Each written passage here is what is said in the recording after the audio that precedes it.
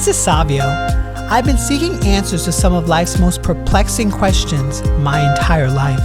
In 2014, I was diagnosed with stage 3 cancer, and ever since, I realized my calling existed outside of what I knew to be familiar. This podcast is your home for survivors like myself and those who are searching to find meaning to their why.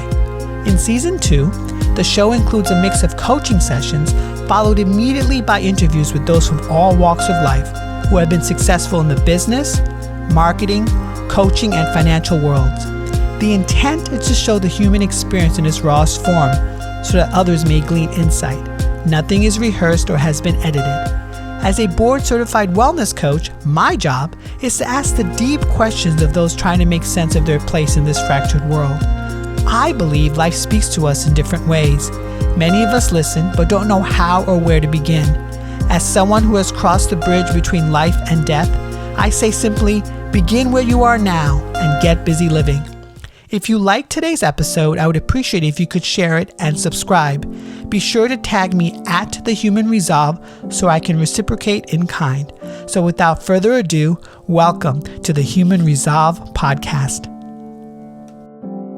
In Season 2, Episode 7, entitled The One About Squashing Worry, Angel Jimenez's short temper is a flaw he wishes could melt. He discovers that inspiration and perspiration go hand in hand. Hi, Angel. Good to see you. Good to see you too, Savio. So what would you like coaching on today? Maybe finding motivation in every day, because so many people nowadays, it's a hard thing for them to find motivation to keep going and grinding every day, especially with the pandemic going on. Okay, great. So you would want to sort of talk about motivation generally, especially with outside forces happening in your life. Is that correct? Exactly. Sure. Great. So what would be a successful outcome for today's session? Feeling extra motivated for the next weekend, something like that, maybe. Finding that extra push to keep going, maybe the next week. So finding that extra push to keep going for the next week. Motivation, yeah. Okay, great. So when I mentioned the word motivation, is there anything happening in your body? In my body, I'm not sure. Yeah, I see you smiling. So what does the word motivation conjure up? Probably strength to continue fighting, persistence, perseverance, success maybe even, I guess, because with motivation, I guess you could have some success. Those are the things that come to mind right off the top of my head.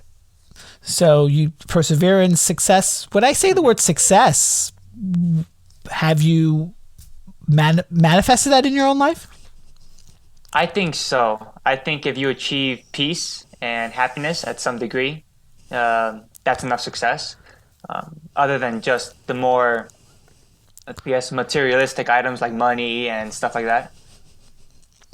And how have you forged that idea of success in your life? Just by being happy, grateful with the things I have every day, waking up and, I guess, forcing myself to think about the things I have in my life, the things that many others may not have and that I do and that I'm lucky to have, and being grateful with that. And that should give you at least some peace for the day. So you mentioned a few little gems there. You mentioned sort of thinking about the day and sort of realizing. Is there a process with that for you? I have to think about it. I have to meditate, I guess. Reading sometimes helps. If you read, you distract yourself from all these other things. Waking up early, I found that helps me think also a bit better. Instead of just sleeping in and waking up at like noon, if you wake up earlier, your brain might be a bit more hyper or whatever, and it'll be easier for you to think. At least in my case, that's my process pretty much. Just wake up early if I can, read something maybe, and then meditate about it. I'm curious. Take me through a day that you consider ideal. Okay, wake up early, meditate.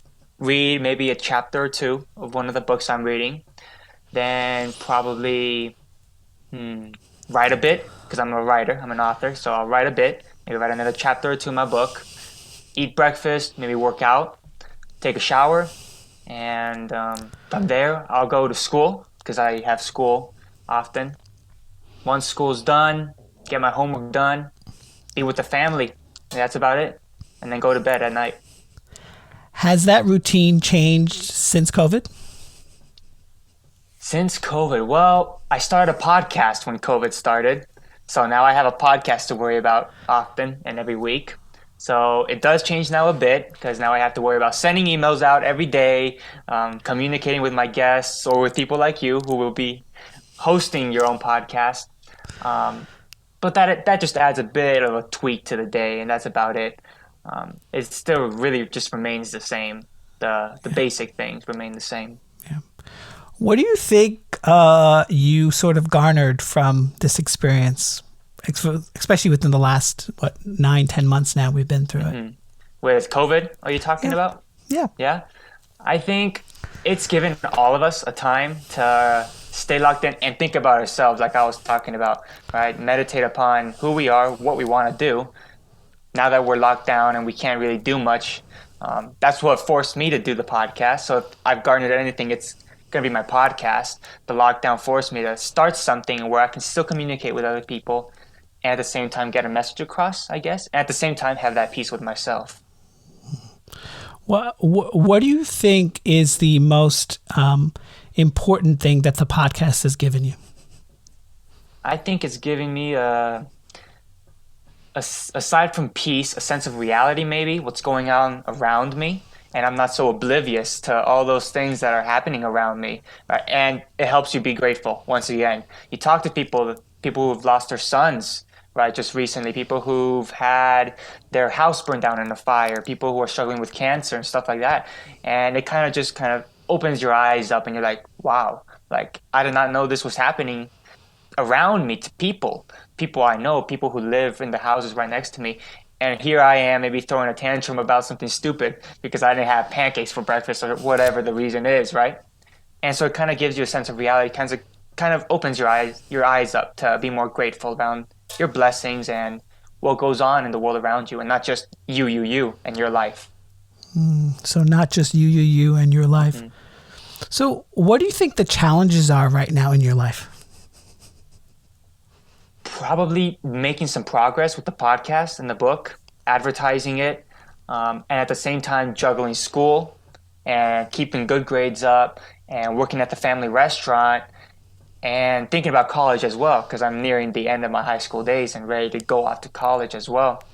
So juggling all those things up, that's probably the biggest challenge, and keep up good standards, keeping the podcast themes good and the interviews, all of that, and keeping my grades up good, keeping my performance at work good, and still being happy with myself at the same time, right? And being ready for the next mountain that I have to climb up. So, I mean, you mentioned so many things there about grades and family restaurant and the podcasts. And so how does Angel get the motivation to do that?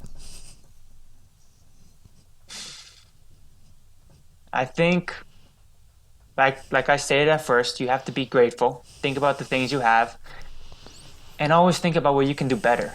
Right? We're all flawed. We all have flaws. Nobody's perfect.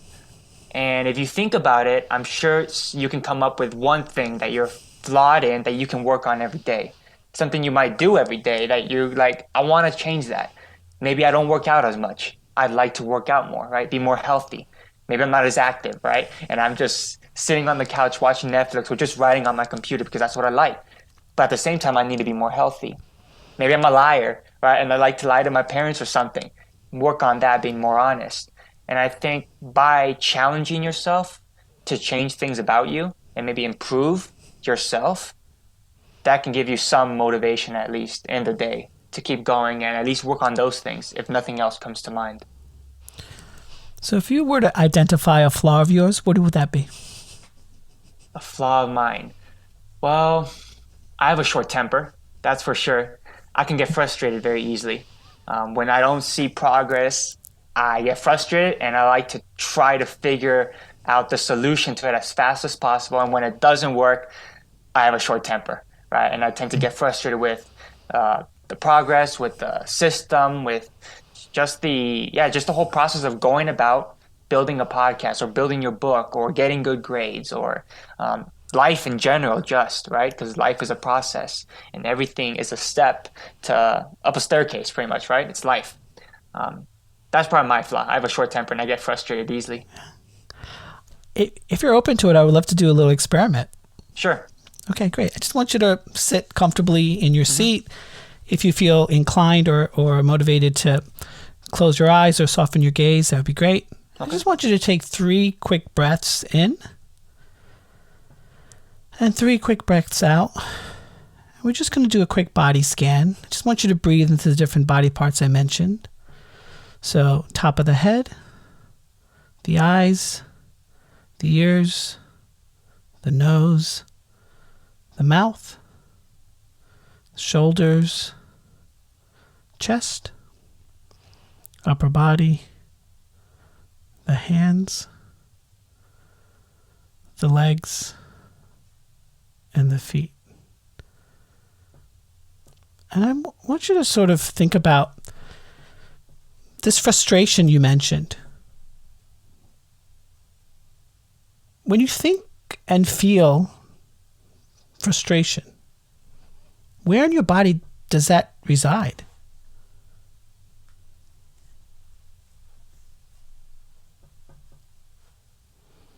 In my mind, I guess. In your mind. And if it had a voice, what would it be saying to you? Try harder. What aren't you doing?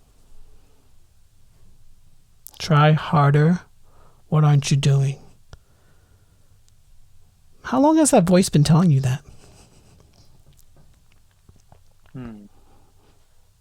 Probably ever since I released my first novel. Yeah, my debut novel. Was the voice content? Hmm. Somewhat, but it was still asking for more, I guess.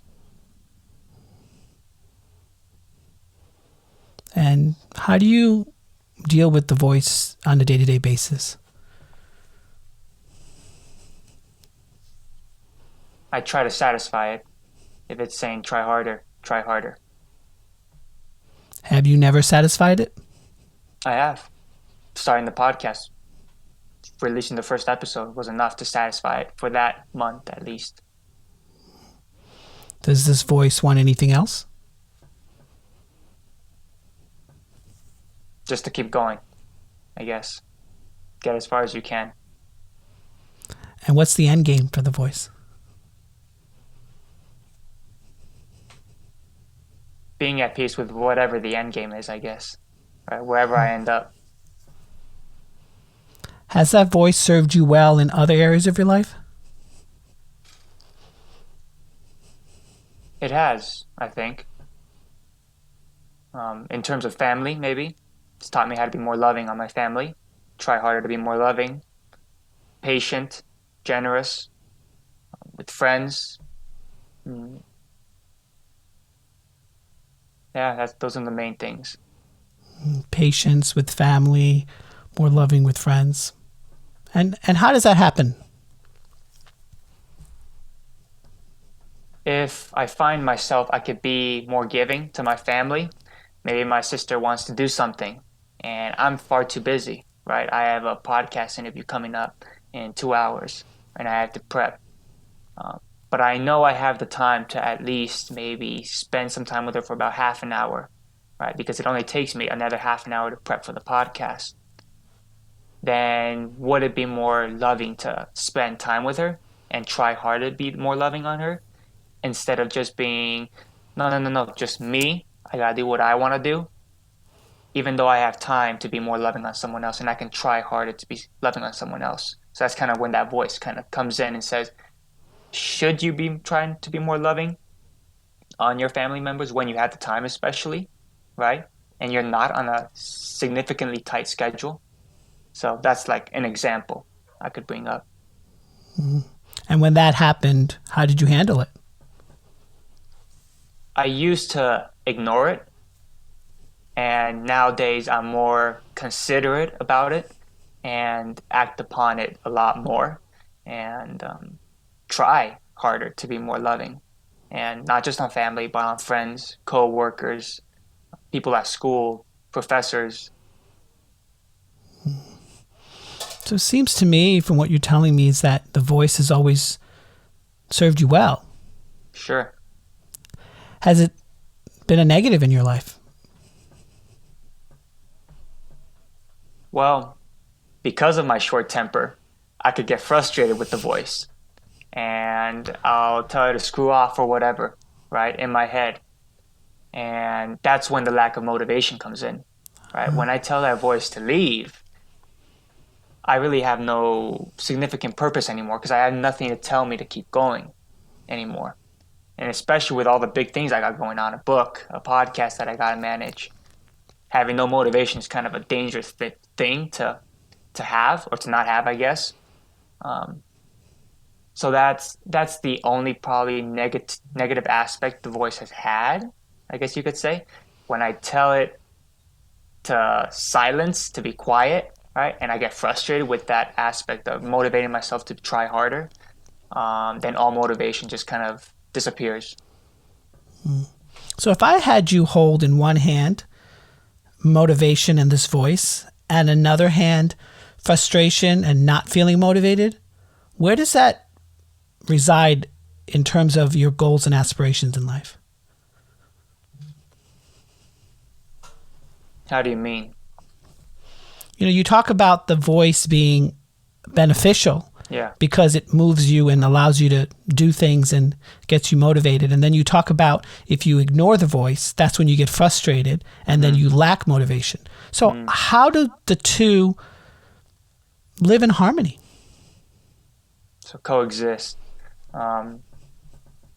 I think everybody needs a time to feel beaten or to feel without any motivation, feel tired, right? I think it is essential for us because those are the times we can also meditate on ourselves and see what went wrong. Mistakes, right? Mistakes help us learn and failures help us learn. It shouldn't be a bad thing if we learn to use those moments to our advantage and learn, right? So if I were to say how these two can coexist together, well, it's that they both teach you different things, right? The frustration and defeat could teach you to learn from your mistakes and not do that again, try to find a different way.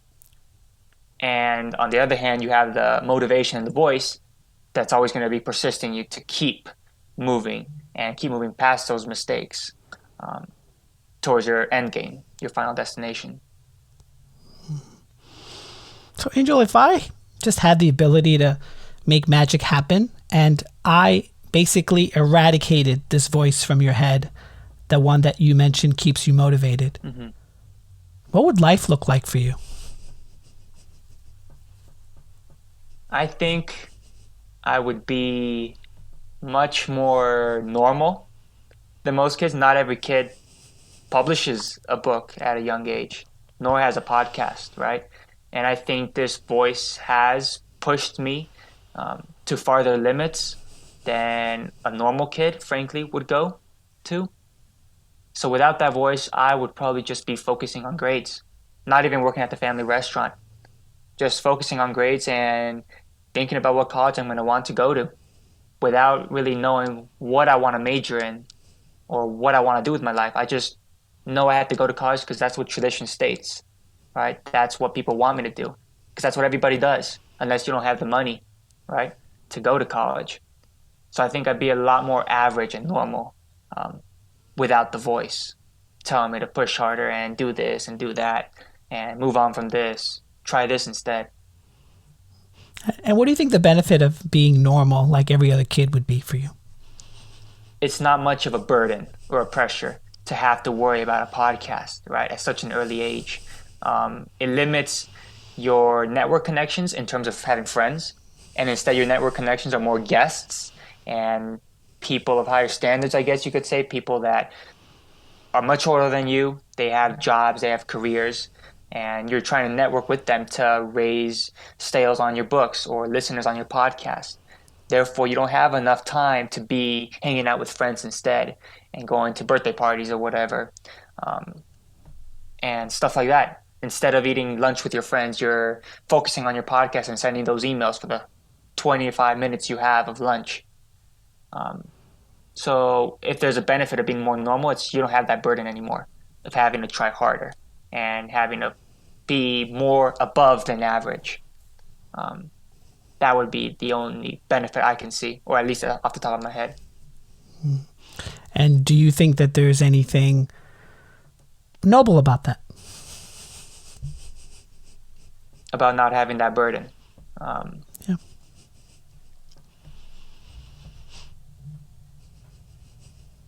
I think sometimes it can teach you humility, right?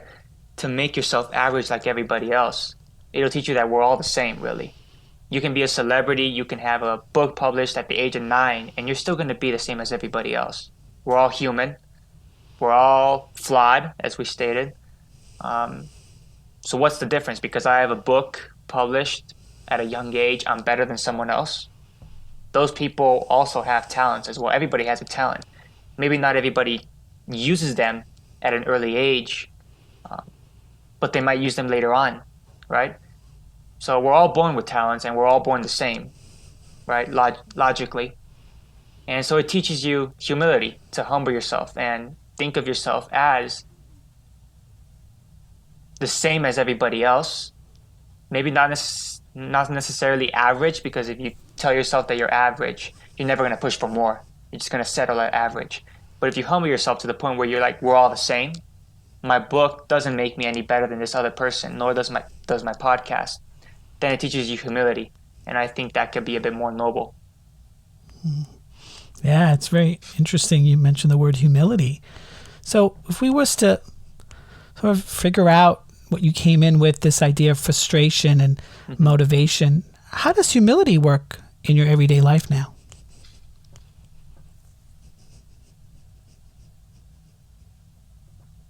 I try not to boast a lot. Social media is a big aspect for growing your enterprise and your work. I tend not to post a lot on social media because, again, I'm trying to create that humility, I guess, and not boast about my accomplishments and all this, even though that's what you need to do, right? Sometimes to grow your business. Talking with people, I tend not to bring it up unless they ask me, like, hey, what do you do? Or what college are you thinking about going to? Then I'll be like, oh, well, I'm thinking about going to this because I have this. But if they don't bring it up, I tend not to bring it up myself either, right? To create that humility, to create that space, like we're all equal here, right? My podcast or my book is not going to make me better than you.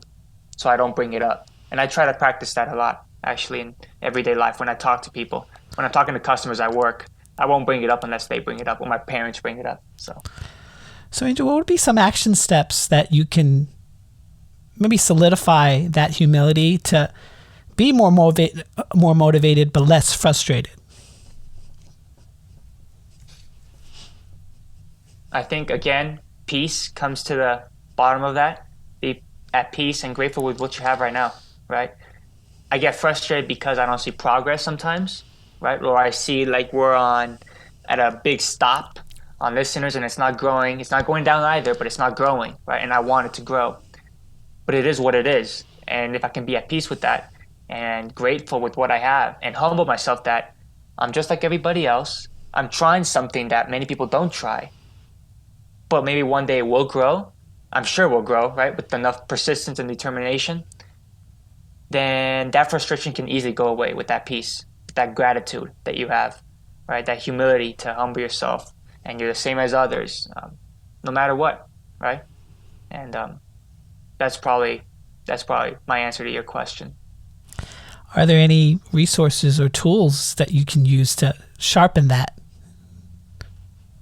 I think each other. It's very important to have other people around because those are kind of your guinea pigs. Those are who you practice with to improve yourself, right? I can't practice humility if I have nobody to practice it with, right? Am I going to be humble with myself? That's not the point. So I think each other is the most important thing one needs to improve yourself on those aspects. Improve yourself on those aspects. So, you mentioned earlier about social media and not trying to brag or doing less of it. How would you handle an obstacle if someone's, made a snide comment on social media.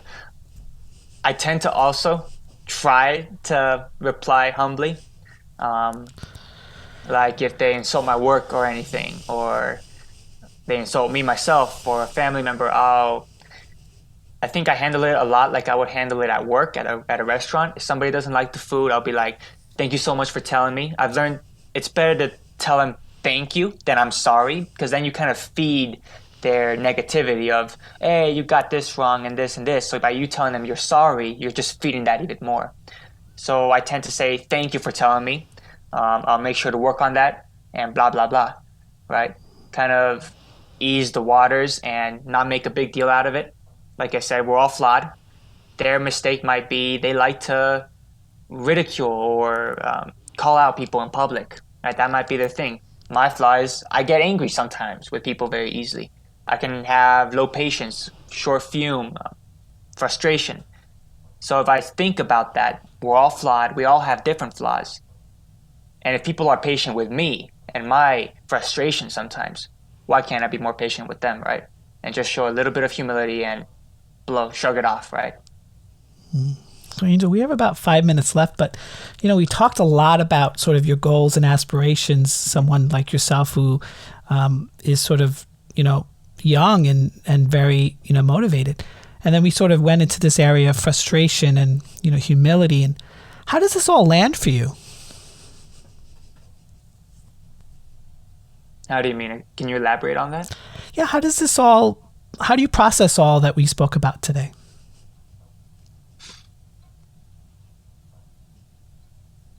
Yeah, I think at the end of it all, we're just all trying to be better, I think.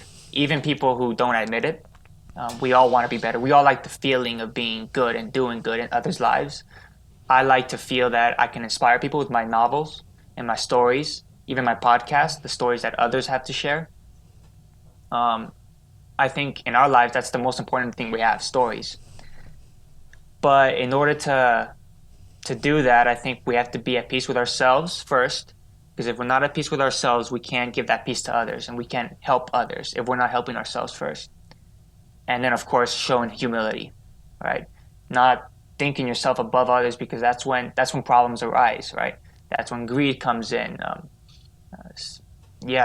Greed, just about every single thing you can have, right? And think of every problem in our society. It's all because we like to think of ourselves better than others sometimes, right? When we're not, and we're all equal, and we're all capable of doing the same things. But we all have different talents, so maybe we're not all going to do the same things. Some people are born to be musicians, others to be great physicians, some to be rulers and presidents and kings. Some people are born to serve others, right? And I think if you're at peace with that, then you can be at peace with yourself, and with that you can give that peace to others. Yeah, very much so, this sort of idea of peace. Are there any triggers or rituals that you use to activate that peace? Yes, nature. I like to surround myself with nature a lot. If I'm feeling frustrated, my first go-to to get rid of that frustration and find that peace again is go out. I mean, we live in Colorado, so we got woods all over. Go out into the woods, take a short walk, sit down and soak it all in. The fresh breeze, the trees, the leaves rustling in the air, right? And that gives me a lot of peace. It reminds me about how beautiful the world can be if you choose to look at it that way, right? And next time you get frustrated, how can you bring that nature into that moment? If I don't have the nature right off the bat, and I don't have the access to nature wherever I am, I'll try to imagine it, right? I'll try to imagine the trees and the wind in my head. I'll close my eyes and I'll imagine it. I'll imagine myself sitting within the trees with leaves blowing in the wind, tall grass swaying in the wind, right? And just taking it all in. How does my face feel with the breeze? What am I hearing? What am I seeing? And that I have found gives me a lot of peace as well, because it feels like I'm there, right? So if I was to have you ascribe a hashtag or a quote for all that you discovered today, what would that be? A quote, like a famous quote, like a quote from somebody else, Anything you or want. just a quote from myself. Um, I think we have to be proud of who we are.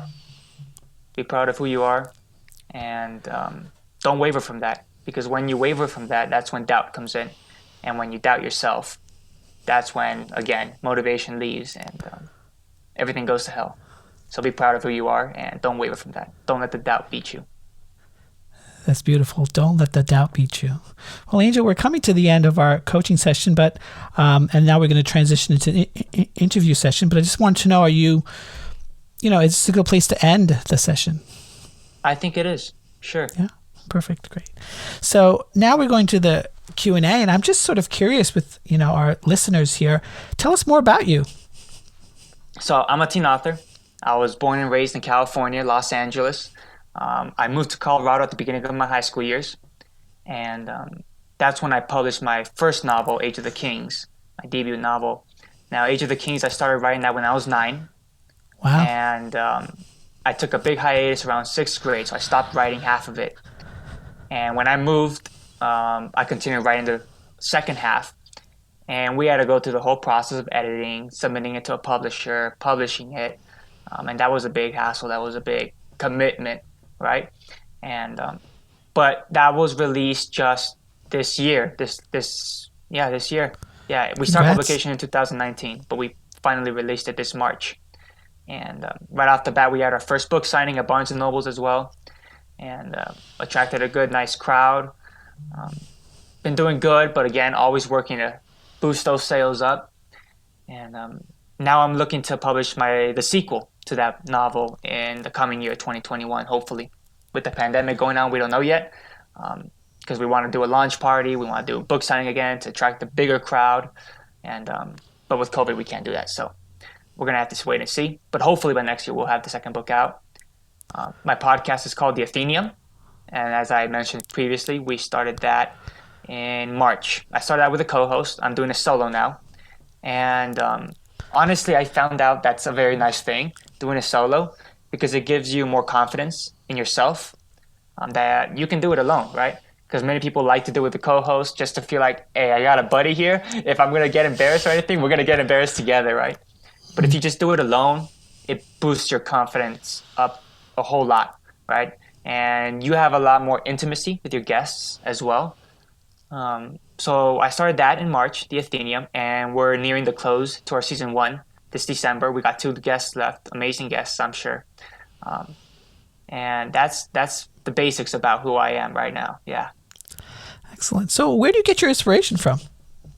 So as I mentioned previously, I get my inspiration from nature a lot, and then aside from that, from people.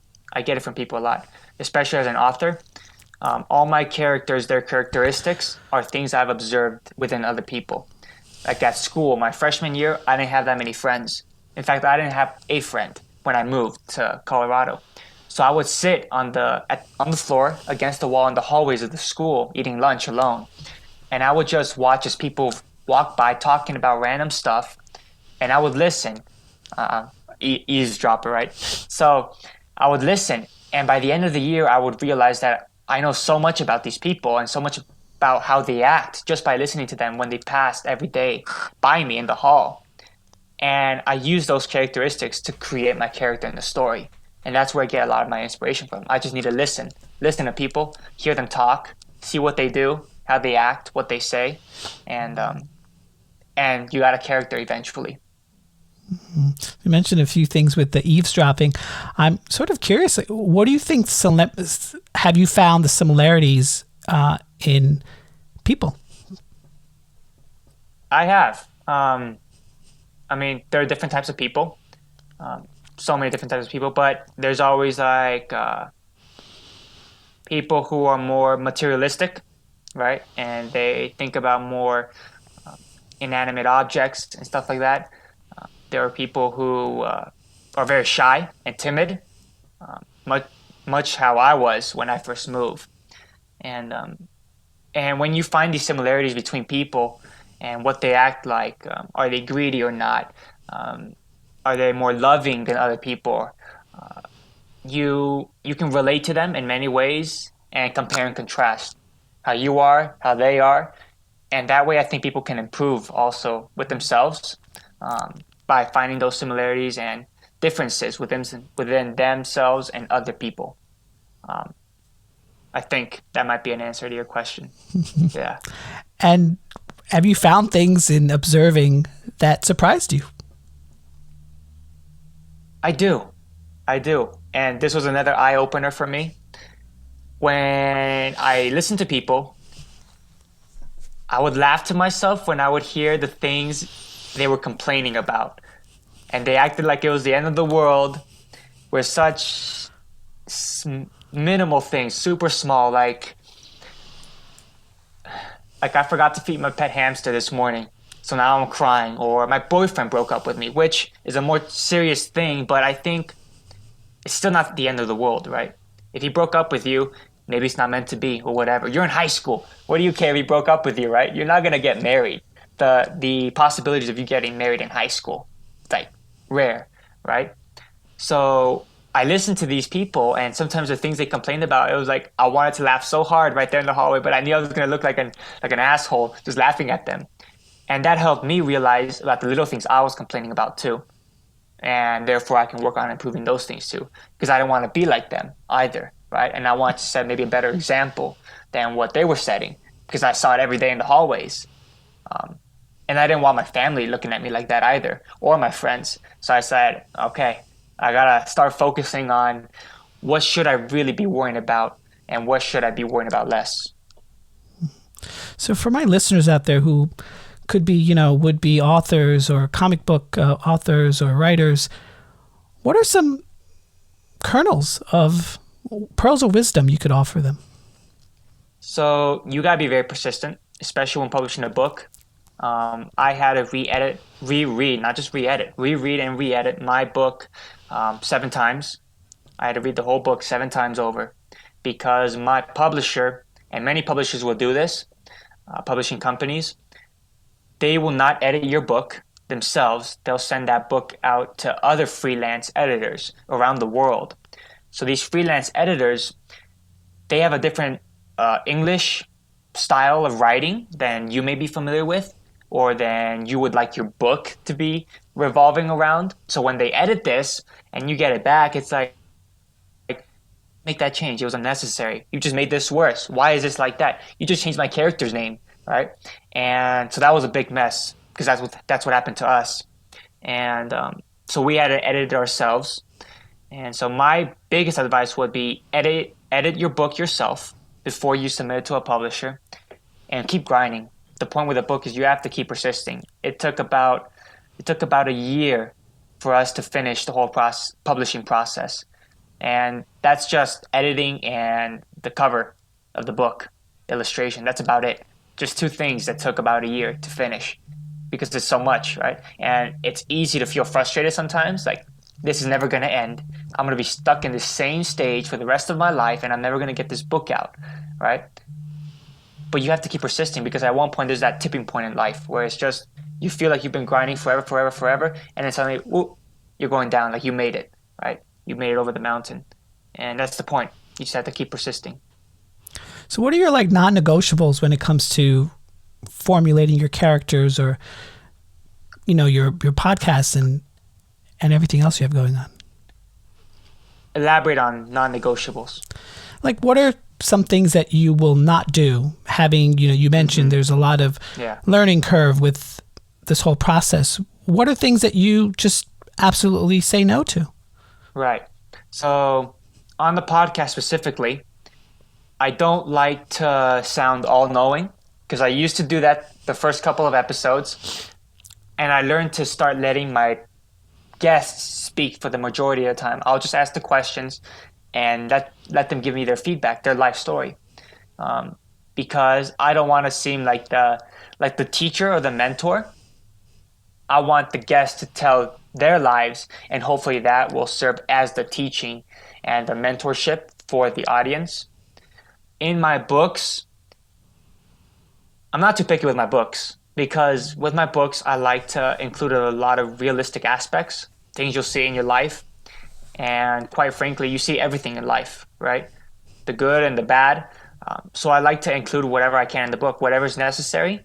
And I won't shy away from just about anything because I like to include everything. I like to give the world a message about what our society is like, whether it's good or bad, and yet make it fun for them to read, right? They're reading about a young boy fighting a fantasy world and dinosaurs and everything. Yet at the same time, I'm talking about fellowship and love and family and sacrifice and greed, right? And so I'm sending out all these different messages. At the same time, I'm just creating a fun story for them to read that's completely fictional. So I'm not too picky with my books. I'll just include about anything. Is there any heart's desire that you can relate to with the characters you create? Yes. So the main protagonist of my novel is very largely based off of who I am. In fact, Age of the Kings is symbolically based off of my story and what I feel. For example, the main protagonist goes into a fantasy world. He teleports there, right? When I wrote that scene, that large part of the book, I was going through a hard time, a dark time. So I wanted to symbolically represent the main protagonist going into a darker time of his life, going into a new world that he was unfamiliar with, right? This fantasy world with all these things that aren't supposed to exist. And so I largely base off at least this book series, off of my life. So everything they feel are many things I felt before too in my youth. So I like to include that a lot in my books. So what's Angel Jimenez's, dream? How does it all play out for you? Yeah. I hope I can inspire people to be better and to be dreamers. Like you said, I like that word, dream, because I'm a dreamer, right? And I have aspirations of a bunch of things I want to do, but my main aspect is I hope I can be some sort of an example to set for people that can at least give them a bit of that motivation that maybe I was missing at some points in my life, right? And because of that lack of motivation, I wasted parts of my life. I wasted days. You waste a day, you're never getting that day back, right? And sometimes it's because of that frustration or lack of motivation. So if I can create an example that people can always refer back to and think, that's right, I gotta calm down, chill out, and keep grinding, right? Then I think I'd be happy with that. And that's my final example. And I hope I can do that with my books and the podcast eventually. Yeah. And then don't forget that humility part you mentioned earlier. Yeah, exactly. Absolutely. Well, you know what? So we're pretty much at the end of this interview. If you just want to tell my listeners, your website, social media handles, that'd be great. Yeah. So as I said, I don't use social media that much. My main one is Instagram. You can find me at official_Angel B. Jimenez. And you can find all my work on my website at www.ageofthekings.net. Wonderful, Angel. Well, this was an absolute pleasure. I really appreciate your time and your energy. Thank you for having me, Savio. It was a pleasure and an honor as well. Sure. Hi there. I really hope you enjoyed listening to today's podcast episode of The Human Resolve. If you feel that others may enjoy this episode as well, please share socially at The Human Resolve. They can also visit my website, thehumanresolve.com, where I offer one-on-one coaching sessions, daily prompts to move you in the right direction, synced directly to your smartphone, and a subscription to my weekly newsletter where I probe into the secrets from living smarter to feeding your 3 brains. If you could also help me out and give me a review and rating on this platform, because I do care what you have to say, I would really appreciate it. Now, get out there, my friends, and get busy living.